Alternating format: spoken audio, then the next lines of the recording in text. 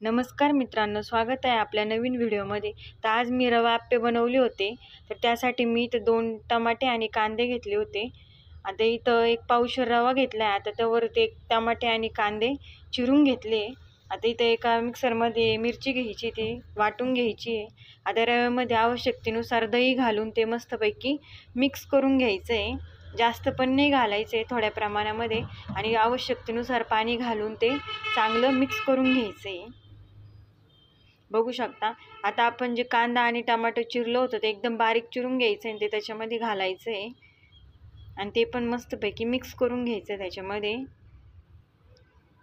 आता इथे हिरवी मिरची मिक्सरमधून काढली होती, ती त्यामध्ये घालून ते मिक्स करायचे। आवश्यकतेनुसार मीठ त्यात घालायचं आहे आणि हे मिक्स करून ते आपल्याला अर्धा ते 1 तासासाठी ठेवून द्यायचे। आता आप्पेसोबत खाण्यासाठी चटणी बनवायची, तर ओल्या नारळाचं खोबरं आहे ते घ्यायचं आहे।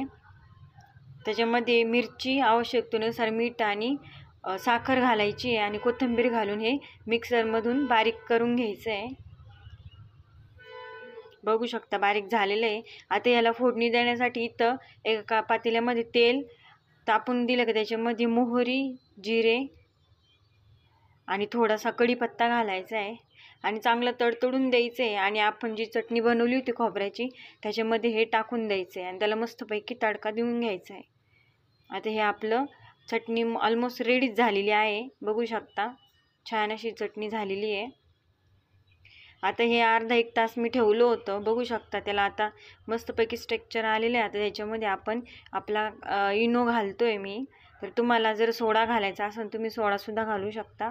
आता हे छानपैकी मिक्स करून घ्यायचं आहे। आता इथं मी आप्याचं पॅन घेतले, त्याच्यामध्ये गरम करून त्याच्यामध्ये तेल घालायचं आहे। बघू शकता भरपूर तेल घालायचे चिटकू नये म्हणून, आणि हे आपण जे मिश्रण केलं होतं त्याच्यामध्ये थोडं थोडं करून घालायचं आहे।